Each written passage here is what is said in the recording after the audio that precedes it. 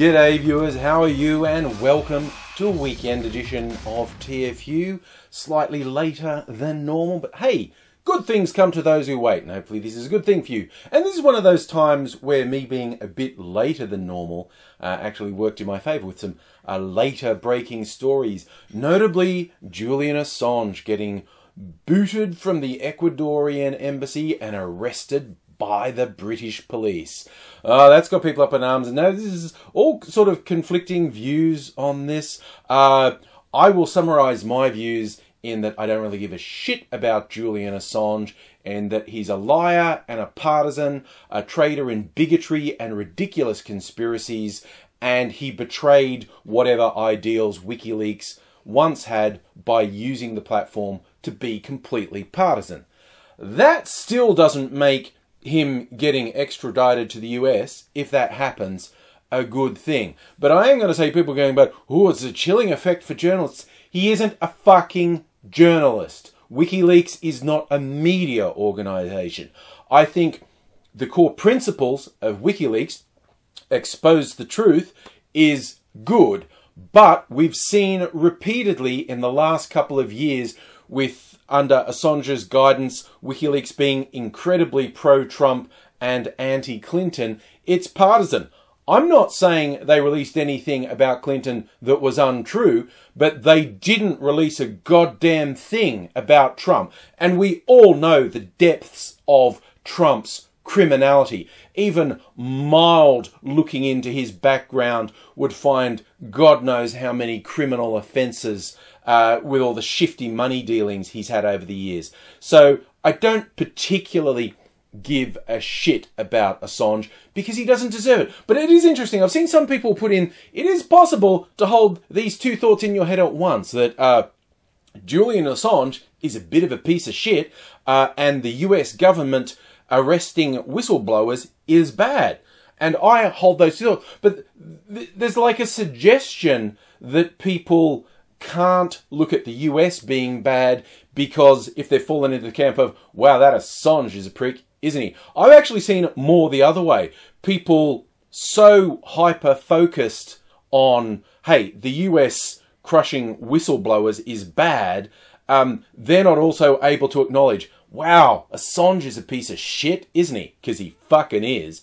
I mean, this falls into the realm of conspiracy theories at the moment, but it isn't impossible that the timing of this is directly tied to other activities of the US surveillance state, namely Chelsea Manning being arrested and kept in solitary confinement. Because a lot of people seem to think what the US is pursuing Assange over is the broad general stuff of, WikiLeaks revealed secrets. And they're not. And I think this strategy dates back to the Obama administration because they were pretty harsh on whistleblowers. And I also think it goes back that far because I don't think the Trump administration is very smart.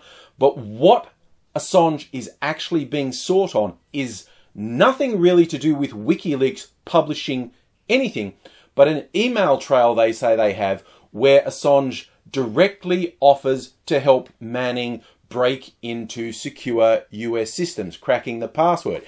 Now that in and of itself is espionage of a quite serious level. Just ask Chelsea Manning what they do to you when you do that sort of thing. And I completely understand Assange being shit scared all these years. The US is not kind. Like, you look at the last couple of decades, if you want to be severely punished, you might think, wow, child molesters are awful. I can't be harsh enough on them. Murderers, they're bad. We need to get them. Terrorists, we need to really fuck them up. You want to get really fucked up in the legal sense? Embarrass your government.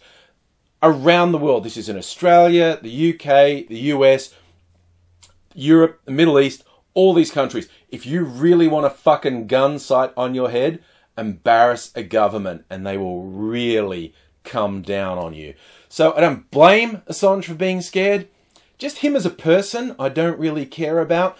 And I also don't buy into the arguments of, oh no, this is a threat to journalists. But at the same time, absolutely, I think WikiLeaks in its original form, with its original goals, is a net positive. I think WikiLeaks under Assange has been perverted and made partisan, and people who are still, you know, ride or die with WikiLeaks are fucking detached from reality as far as I'm concerned. But we'll see. He isn't necessarily getting extradited to the US. Just 90% likely. And if he ever is put on open trial, we've seen he's in recent years been prone somewhat to paranoia and conspiracies, which again is more than mildly understandable considering what he's actually been subjected to. But I particularly liked the Ecuadorian embassy. Apparently were really fucking sick of him. It's not surprising after 9 years. But there's basically all this scuttlebutt released about bad behaviour in Assange, and a press release put out by WikiLeaks denying it all and saying that all these claims were baseless and defamatory. And they range from he's cruel to his cat to he smells bad. The idea of saying it's defamatory to say he smells bad is like, you're losing a lot of credibility there. But whether he's a smelly cat abuser or not, he's in a bit of bother right now. Sad reacts for Julian. Another interesting person getting sad reacts from me is an extreme right agitator in Australia by the name of Avi Yemeni. Little Avi. He is an ultra-Zionist, and he has done the bizarre thing repeatedly in the past of hanging out with neo-Nazis because their shared hatred of Muslims was enough for him to overlook the fact that he was associating with people who worship Hitler and in many cases have swastika tattoos and other Nazi insignia tattooed in their body. Of late, he's been very upset with anyone who's associated him with neo-Nazis, despite the fact he has repeatedly chosen to voluntarily associate and support neo-Nazis. He's got super miffed, apparently, Australian comedian. Well, he's an American now. He's an American citizen. Jim Jeffries did a gotcha interview with Avi Yemeni, which Yemeni probably accurately describes as being selectively edited. It's like, ooh, here's a big surprise. A comedy show that wants to make you look like a piece of shit edits an interview so you look like a piece of shit. There's a shocker. And trying to call this fake news as well. It isn't news. It's entertainment. And the people behind the show thought it would be entertaining to make you look like a little shit. But Avi's been trying to capitalise on this. He was going to do a tour of the US to raise money from fuckwits, I assume, to go, ooh, fighting the fake news. Yeah. And he was denied entry to the US. Now, I haven't heard the full details of this,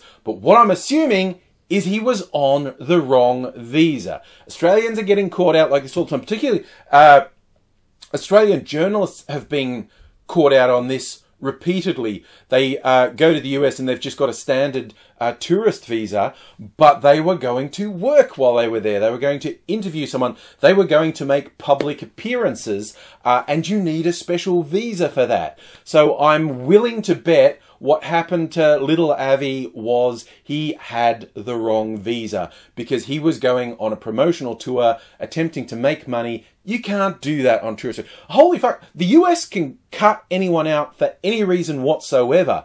And they do with regular. I've had friends who have been barred entry, and people I don't know barred entry from Australia going to the US just because they look at them and go, well, you're unemployed, and this is a big one. They say, you're going to visit someone you've been chatting with on the internet.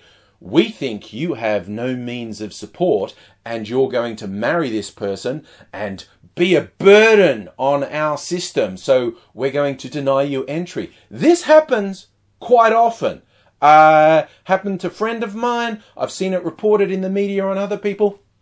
Basically, if the US doesn't like the look of you, they go, nah, we're not letting you in.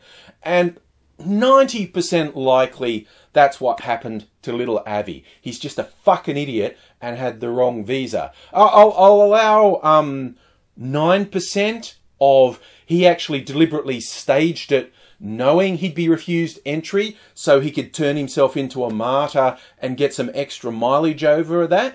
I'm saying that's only a small possibility because he's honestly not that smart. And I'll give it a 1% chance that he was actually barred entry on ideological grounds, which is what he's saying is the reason. Comedy Central informed on me, told the border agents that they shouldn't let me in. And what's hilarious is he's been an active defender of Trump's proposal to ban Muslims from the US and build a wall to Mexico. He's been this huge proponent of strong borders. It's not racism to control who comes into your country. It's the sign of strength.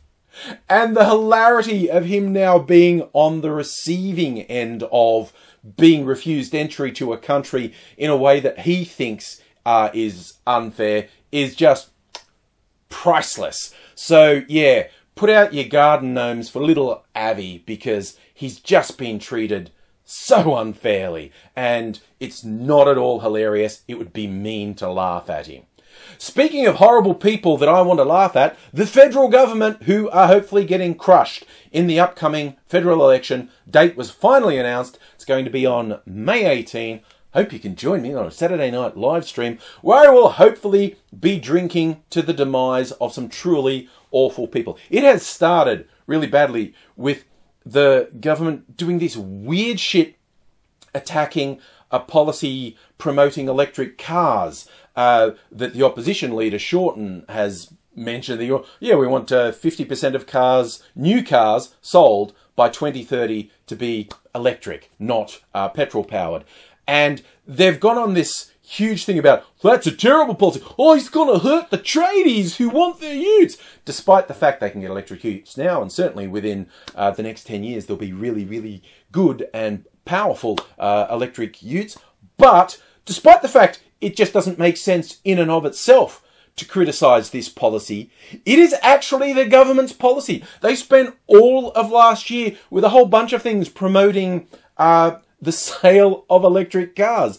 And Labor had a press conference where they couldn't keep the giggles in, where they just kept holding up pictures of media events of the government ministers who were saying Labor policy is bad, promoting the same policy. It's like, they're so fucking stupid, it's mind-blowing. Like, why? I have so much trouble wrapping my head around why someone would do something stupid. I guess it's they don't think they're going to be pulled up for it. So this will be a test for the Australian media if they actually pull these wankers up on their blatant lies and stupidity.